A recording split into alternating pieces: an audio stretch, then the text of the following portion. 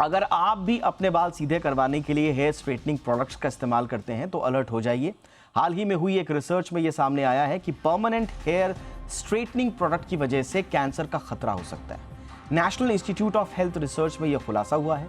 Research के मुताबिक permanent hair straightening products में शामिल केमिकल्स हेल्थ के लिए खतरनाक साबित हो सकते हैं। इन केमिकल्स की वजह से ही यूटेरियन और ओवेरियन जो कैंसर है उसके खतरा होने का जो खतरा है वो जो बढ़ता जा रहा है।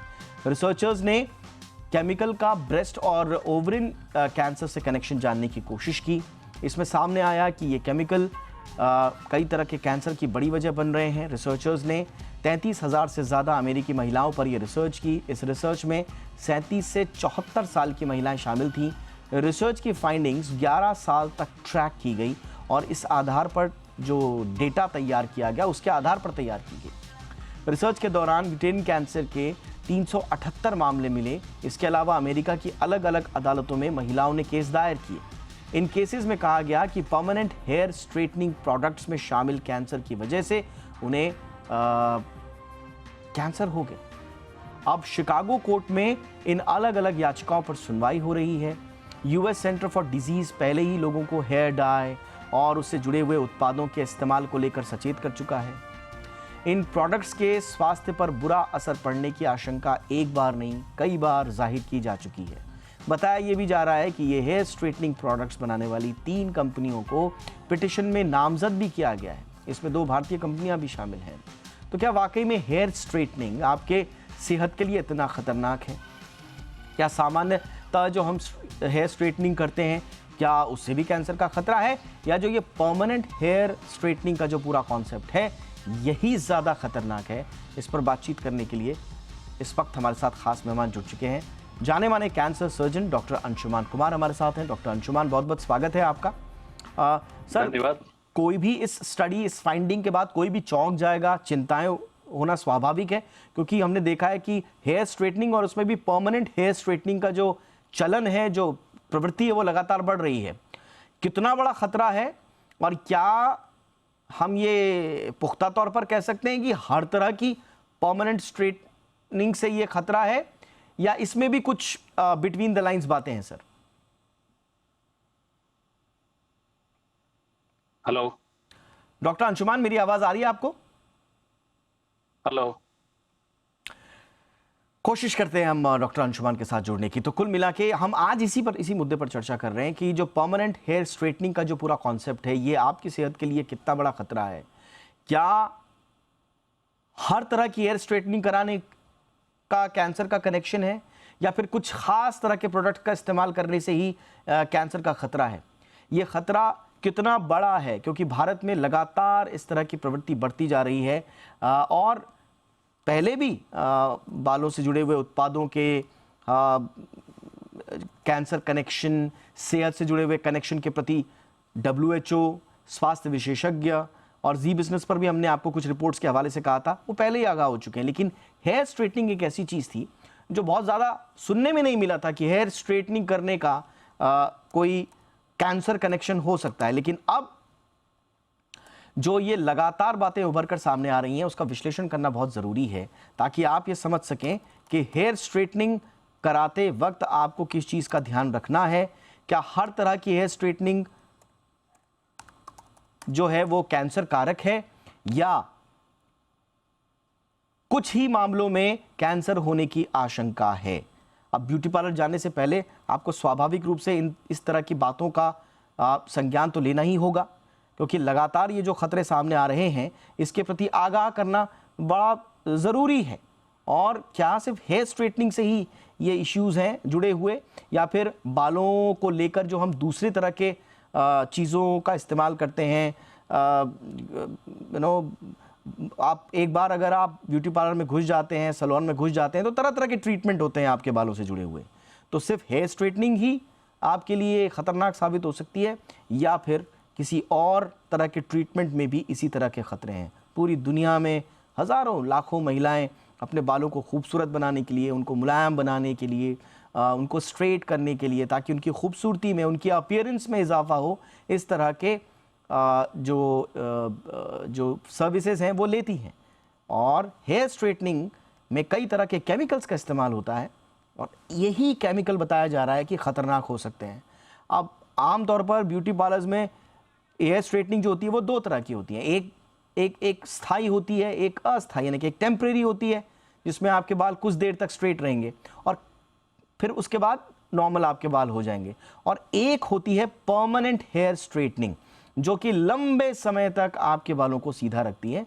बात यह है कि दोनों में केमिकल का इस्तेमाल होता है, लेकिन सावधान आपको किस में रहना है ये थोड़ा समझने की आवश्यकता है। इस पूरी रिपोर्ट के आलोक में हम जाने माने cancer surgeon doctor Anshuman Kumar से बातचीत कर रहे हैं। डॉक्टर अंशुमान, किन आधार पर यह कहा जा रहा है कि परमानेंट हेयर स्ट्रेटनिंग का जो पूरा कॉन्सेप्ट है वो कैंसर से जुड़ा हुआ है, उसमें कैंसर का खतरा है? जी, बिल्कुल। देखिए, एक स्टडी पब्लिश हुई जिसका नाम है सिस्टर स्टडी। अमेरिका में नेशनल इंस्टीट्यूट ऑफ हेल्थ ये स्टडी कर रही थी। उनको कुछ ऐसा शक हुआ कि कई महिलाओं ने कंप्लेन ऐसी दर्ज की जिसके लिए लॉ सूट भी फाइल हुआ वहां, कि हमारे लाइफस्टाइल में ऐसी कोई समस्या नहीं है, ओबेसिटी मतलब मोटापा नहीं है, कोई हम केमिकल का इस्तेमाल नहीं करते हैं, लेकिन हमें कैंसर क्यों हुआ। तो national institute of health study कर रहा था ब्रेस्ट कैंसर के रिस्क को समझने के लिए कि हेयर स्ट्रेटनर में जो केमिकल है इससे ब्रेस्ट कैंसर का कोई रिस्क है क्या। उसका रिस्क तो पता चला ही चला।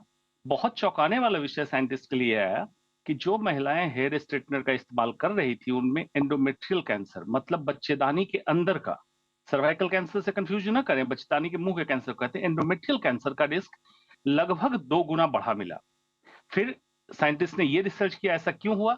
उसमें जो केमिकल मिले एस्ट्रोजन लाइक एक्टिविटी थी, जो महिलाओं के अंदर हार्मोन होता है जिसके कारण बच्चेदानी का कैंसर और स्तन कैंसर का रिस्क बढ़ता है, इस तरह का प्रोडक्ट मतलब उस तरह का एक्ट करने वाला प्रोडक्ट मिला। साथ में फॉर्मल्डिहाइड, कुछ मेटल्स और बिस्फेनॉल ए एक केमिकल है जो जो भी कैंसर के लिए डायरेक्टली रेस्पॉन्सिबल है। ये सारे तत्व मिले, उसका लिंक जोड़ा गया। अक्टूबर में ये स्टडी पब्लिश की गई, जो हमारा जर्नल है कैंसर जर्नल में, अक्टूबर 2022 में पब्लिश हो गई स्टडी। फिर लॉ सूट में अमेरिका ने जो भी अभी एक्शन लिया है और कुछ डिस्कशन चल रहा है। बिस्फेनॉल ए हमारे आम जिंदगी में प्लास्टिक में भी मौजूद है, ये भी शायद बहुत दर्शकों को नहीं पता होगा, उससे भी कैंसर का रिस्क होता है। एब्सोल्युटली। और मैं पढ़ रहा हूँ सर कि ये स्टडी दरअसल इसलिए की जा रही थी ताकि ये जो केमिकल्स हैं और ब्रेस्ट कैंसर के लिंक को ढूंढा जा सके, लेकिन पता चला कि दूसरे तरह के कैंसर भी हैं। तो क्या ये सिर्फ जो कैंसर आप जिनका जिक्र कर रहे हैं उन्हीं कैंसर का है या खतरा दूसरे कैंसर का भी है सर? जी, इसमें 3 कैंसर का मेन खतरा पाया गया। हेयर स्ट्रेटनर की खास बात मैं बता रहा हूँ। स्तन का कैंसर जिसको ब्रेस्ट कैंसर कहते हैं, बच्चेदानी का कैंसर जिसको यूट्राइन कैंसर आम भाषा में, टेक्निकल में एंडोमेट्रियल कैंसर कहते हैं, और पुरुषों में प्रोस्टेट कैंसर का भी रिस्क उसी से लिंक किया गया। तो 3 कैंसर हो गए, लेकिन उसमें देखा गया कि किनमें ये ज्यादा हुआ, तो अमेरिकन ब्लैक्स में ज्यादा हुआ। ब्लैक्स में बाल कर्ली होते हैं, घुंघराले बाल जिसको कह सकते हैं। उनमें एक बहुत बड़ा स्टिग्मा बना हुआ था कि स्ट्रेट हेयर ही सुंदरता का प्रतीक है, और वो हेयर स्ट्रेटनर बहुत ज्यादा इस्तेमाल करते थे, मतलब साल में लगभग 4 बार टेम्पररी या कुछ लोग परमानेंट हेयर स्ट्रेटनर इस्तेमाल कर रहे थे। दोनों में रिस्क बढ़ा मिला। तो पहले इन्होंने सोचा साइंटिस्ट ने कि शायद ब्लैक में कैंसर का रिस्क हेयर स्ट्रेटनर से ज्यादा है, लेकिन बाद में देखा गया ऐसा नहीं है। हेयर स्ट्रेटनर का कितना इस्तेमाल किया गया है इससे रिस्क ज्यादा, इसलिए ब्लैक में ज्यादा हुआ। तो ये हमारे हिंदुस्तान में भी लोगों को समझना चाहिए कि naturally born is the best beauty. आप उस पर स्टिक कीजिए, अपने लाइफ को, अपने सेहत के साथ खिलवाड़ मत कीजिए इन केमिकल के साथ। अब हालांकि ये अगर ब्यूटी पार्लर से जुड़े हुए जो व्यवसाय हैं उनसे जुड़े हुए लोग ज़्यादा बताएंगे, लेकिन अगर आप थोड़ा सा इसको और इस पर रोशनी डाल पाएँ कि क्या कोई सेफ स्ट्रेट हेयर स्ट्रेटनिंग जैसी सेफ हेयर स्ट्रेटनिंग जैसा कोई चीज़ है या हमेशा सतर्क रहें? देखिए दीपक जी, बिल्कुल आपने सही कहा, ये तो ब्यूटी पार्लर वाले बताएंगे क्योंकि ये एक व्यवसाय और व्यापार से जुड़ा हुआ मामला है। लेकिन philosophy of life, medical science की थ्योरी दोनों ये बताती है कि इंसान जैसा पैदा हो, जिस कलर कॉम्प्लेक्शन के साथ, जिस हेयर के साथ, जिस टेक्सचर के साथ, जिस हाइट के साथ, वो उस इंसान के लिए बेस्ट ब्यूटी है। नंबर 1, जिस रीजन में पैदा हो वो रीजन उसके लिए बेस्ट है। इसीलिए कहा जाता है रीजनल खाओ और सीजनल खाओ, ताकि आपके बॉडी को सूट करे। तो स्ट्रेट करने की परंपरा चली, या कलर कॉम्प्लेक्शन की परंपरा चली कि व्हाइट जो दिखता है, सफेद जो दिखता है, गोरा दिखता है, वही सुंदर होता है। उसमें रिसेंटली आपने सुना होगा एक फेयरनेस ब्यूटी प्रोडक्ट से एक घर में माँ, 2 बच्चियों, तीनों का किडनी फेल हुआ। बाद में पता चलेगा उसमें मरकरी की मात्रा बहुत ज्यादा थी फेयरनेस क्रीम में, जिसके कारण ही हुआ। तो बेहतर मेरे सलाह में ये है कि बेवजह के ब्यूटी प्रोडक्ट का इस्तेमाल ना करें। तो क्या करें आप? नेचुरली अवेलेबल सारी चीजें जो हमारे एंशियंट कल्चर में मेहंदी का इस्तेमाल और सारी चीजें जो नेचुरल प्राकृतिक सोर्स से आता था, उसका इस्तेमाल करें, आपके लिए सेफ है। ये आपने सही बोला और हमने इनफैक्ट इन दोनों इश्यूज को कवर किया जो कुछ दिनों पहले जो त्वचा का गोरा करने का, और इसमें हमारे शो में भी साफ बात उभर कर सामने आई जो सर कह रहे हैं कि जो नेचुरल ब्यूटी है, जो आपका जो प्राकृतिक रूप है, वही सर्वोत्तम है और इस बात को स्वीकार करने में कोई शर्म नहीं होनी चाहिए। लेकिन जो हमारे सोसाइटी में जो ये तरह तरह की जो ये अवधारणाएं बना दी गई हैं, अब इनसे पार पाने में थोड़ा समय तो लगेगा, लेकिन लोगों को ये समझ में आ रहा है कि धीरे धीरे हम समाज को अगर एक परिपक्व समाज के रूप में आगे बढ़ना है, एक मैच्योर समाज के रूप में आना है, तो इस तरह की दकियानूसी और बचकानी चीज़ों से हमको बाहर निकलना चाहिए। लेकिन एक इंपॉर्टेंट चीज़ है सर, अब हेयर स्ट्रेटनिंग जो है वो कर्ली हेयर का तो कॉन्सेप्ट में ठीक है, मैं समझ सकता हूँ, लेकिन मैं देख रहा हूँ आजकल आम महिलाएं भी जो हैं जिनके बाल हेल्दी हैं और कमोबेश इतने ज़्यादा कर्ली भी नहीं हैं, उनको भी खास मौकों पर बाल पूरी तरह से स्ट्रेट करने की आदत रहती है। तो अब ये जैसा हम बता रहे थे रिपोर्ट में कि दो तरह से, एक तो आप नॉर्मल करते हैं जिसमें आप अपना बालों को आयन कर देते हैं, जिसमें 1-2 घंटे 2-4 घंटे के लिए आपके बाल स्ट्रेट हो जाते हैं, और दूसरा ये जो परमानेंट हेयर स्ट्रेटनिंग का कॉन्सेप्ट है। तो आप एक चिकित्सक, एक डॉक्टर होने के नाते कुछ सलाह देंगे कि किन बातों का ध्यान रखना है, किन का नहीं रखना है, या आप कहेंगे कि नहीं, कंप्लीटली अवॉइड कीजिए केमिकल का इस्तेमाल बालों पर? जी, बिल्कुल। देखिए, परमानेंट हेयर स्ट्रेटनर जिसकी बात कह रहे हैं, वो भी इन एक्चुअल सेंस परमानेंट नहीं है। 4-5 महीने की उसकी लाइफ होती है, वापस आपको कराना पड़ता है, जिसमें केमिकल का इस्तेमाल होता है।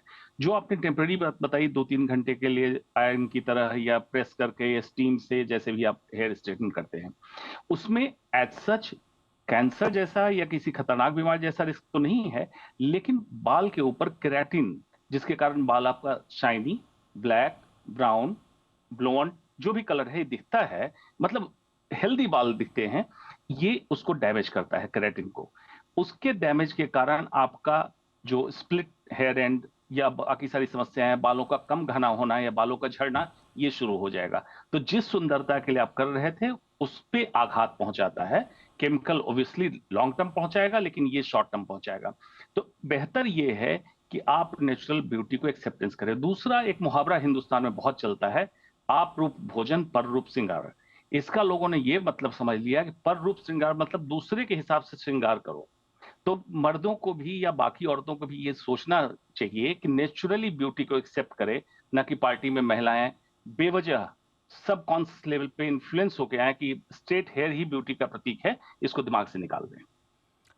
बिल्कुल, और एक तरह का एक डाउट पैदा कर दिया जाता है। हमने देखा इंस्टाग्राम पे लोग, बच्चे खास तौर से, अपने लुक्स को लेकर सेल्फ क्रिटिसिज्म में रहते हैं, डाउट में रहते हैं। और वो क्यों रहते हैं? क्योंकि देख रहे हैं कि इंस्टाग्राम में ब्यूटी को लेकर किस तरह का एक आबो हवा बनाई जा रही है, और ये पूरी दुनिया में इसका लगातार आलोचना भी हो रही है। इनफैक्ट जो इंस्टाग्राम, फेसबुक, दूसरी जो इस तरह की कंपनियां हैं, उनमें लगातार उनकी इंटरनल रिसर्चेज में ये बात सामने आई है कि आप बच्चों में आप किस तरह की मनोवृत्ति को जन्म देने की कोशिश कर रहे हैं। तो ये इन सब से तो हमें बचना ही है। लेकिन बालों की सेहत, डॉक्टर अंशुमान, ये अब हमारे जीवन का एक इंटीग्रल हिस्सा बन गया है। हमारी स्किन की सेहत हमारे जीवन का एक इंटीग्रल हिस्सा बन गया है। हर किसी को अपनी त्वचा को सुरक्षित और सेहतमंद बनाए रखने के लिए तरह तरह के प्रोडक्ट का इस्तेमाल करने की सलाह दी जाती है।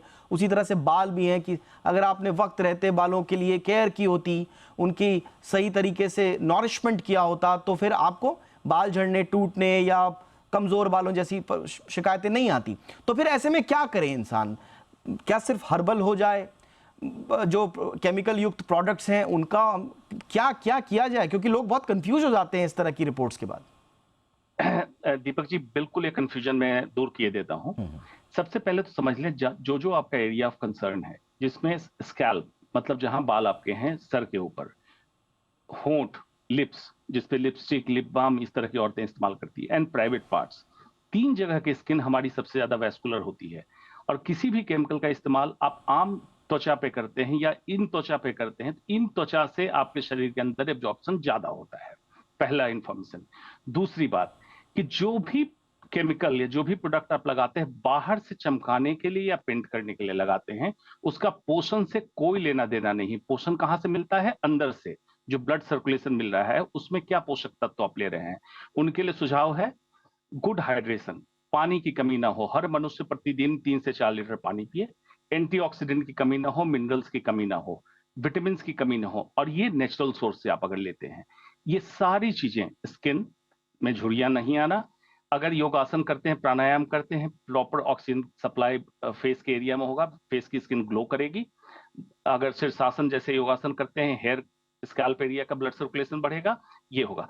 तो नेचुरल तरीके से आप अपनी सुंदरता को कॉस्मेटिक से ज्यादा उभार सकते हैं। कॉस्मेटिक सिर्फ ऊपर का पेंट है, उसका पोषण से कोई लेना देना नहीं। पोषण आपके शरीर के अंदर से जाता है।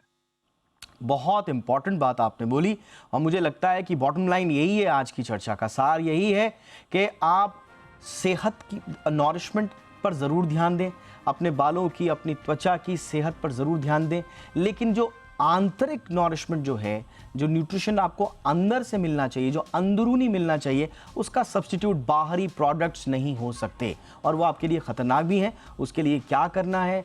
ज़्यादा चिंता नहीं करनी है, स्ट्रेस से दूर रहना है, अच्छी लाइफस्टाइल अपनानी है, हाइड्रेशन का इस्तेमाल करना है। डॉक्टर अंशुमान और हम इस पर बहुत बार चर्चा भी कर चुके हैं। तो कुल मिलाकर थोड़ा सतर्क रहने की आवश्यकता है और थोड़ा सा सोच भी बदलनी होगी हमें अपने ब्यूटी और ख़ुद के बारे में, जो ब्यूटी का पूरा आइडिया है उसके बारे में भी सोच बदलनी होगी, इंडिविजुअल्स को भी और सोसाइटी को भी।